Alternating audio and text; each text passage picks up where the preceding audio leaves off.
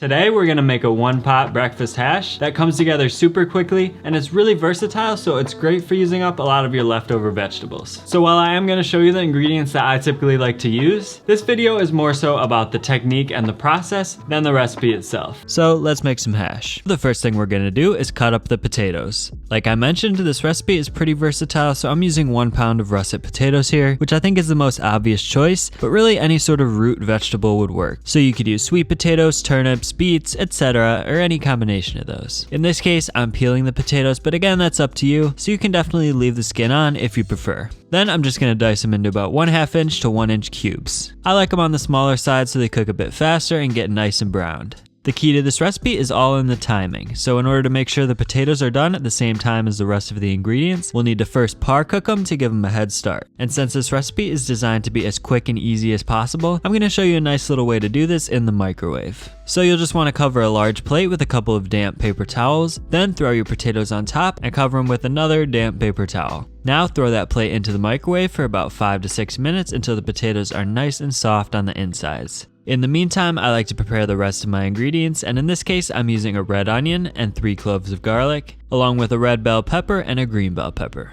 But again, feel free to take some freedom here. You could use carrots, celery, broccoli, even Brussels sprouts. It's really all about using up whatever you have on hand. Since I'm using a 10-inch cast iron skillet for this recipe, these vegetables won't all fit, so I'm gonna end up with some leftover cut up veggies that I can just save in my fridge for my next batch. So first, I'm gonna mince up the garlic, but not too finely because we don't want it to burn in the pan. Then I'm gonna cut up my onion. I'm only using about half of it here, and I like to cut it into thin slices like so. And I like to cut the bell peppers into thin slices as well. So let me show you a little trick here to cut them up as quickly as possible. Start by slicing off the top and bottom parts of the pepper, then cut it open and lay it on its side. And from here, it's easy to slice out the white membrane by rolling the pepper along your cutting board as you run your knife across like so. Then you can just lay the pepper down on your cutting board and slice it however you like. Like I said, I like to cut it into thin slices like I did with the onion. And of course, you can still use the top and bottom portions, so make sure to cut those up as well.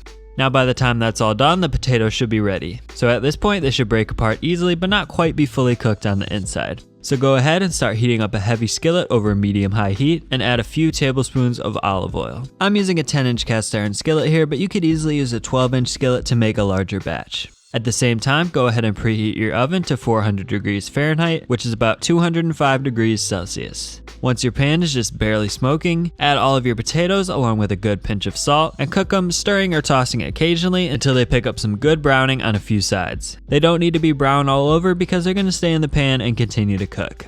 So once those are browned, just dig out a little well in the middle and add some more olive oil along with the garlic. This will allow the garlic to infuse some flavor into the oil, but the garlic can burn quickly, so make sure to stir it around right after you add it. Then throw in the rest of the veggies along with another big pinch of salt. I'm using all the onion that I cut up and then just as much of the bell pepper as I can fit. The ratio of veggies you use is really just up to your preferences. Anyways, just let everything cook down for a few minutes until the veggies are slightly softened, adding additional salt and pepper along the way as necessary. Then when they're almost done, I like to throw in a good amount of hot sauce, which will add some nice acidity and extra flavor.